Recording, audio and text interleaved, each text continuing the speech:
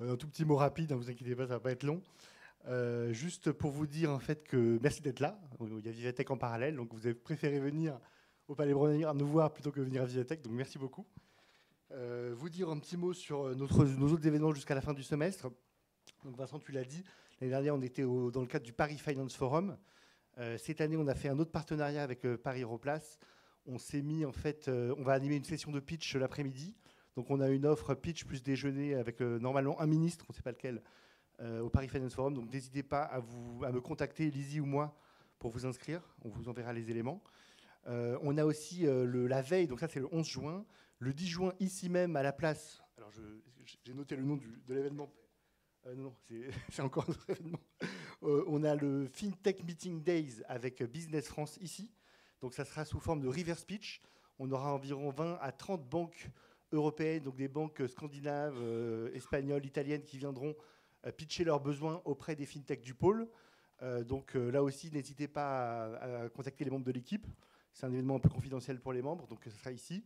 Le matin, les banques pitch, et l'après-midi, vous avez une session de speed meeting auquel vous pouvez vous inscrire, donc en partenariat avec Business France. Et Vincent, le 13, donc là, c'est le 10 juin, le 11 juin Paris Finance Forum, et le 13 juin, le Bank Tech Day, qui aura lieu donc au Cloud Business Center, donc pas loin d'ici, vers les locaux, les anciens locaux d'Alliance, qui sera sur toute la partie bancaire. Alors juste un petit mot, donc évidemment vous êtes invités, c'est gratuit pour les membres de Finance Innovation, et bienvenue aux autres. Avec la billetterie. Un petit mot sur la gestion d'actifs. Donc Vincent, tu as déjà présenté les tables rondes. Juste pour dire en fait qu'on pouvait se dire avec la bonne collecte de l'année 2023 que le Covid était terminé, tout allait bien, l'argent rentre. Attention, c'est une collecte qui est particulière, beaucoup d'obligataires, beaucoup d'ETF. Donc en réalité, peu de valeur ajoutée sur la collecte.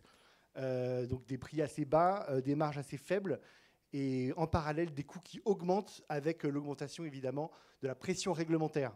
Alors vous allez dire évidemment on a Finance Innovation, on sait ce qu'il va nous dire. Évidemment l'innovation peut permettre de baisser ces coûts réglementaires, c'est ce que Vincent a commencé à vous dire il y a quelques instants.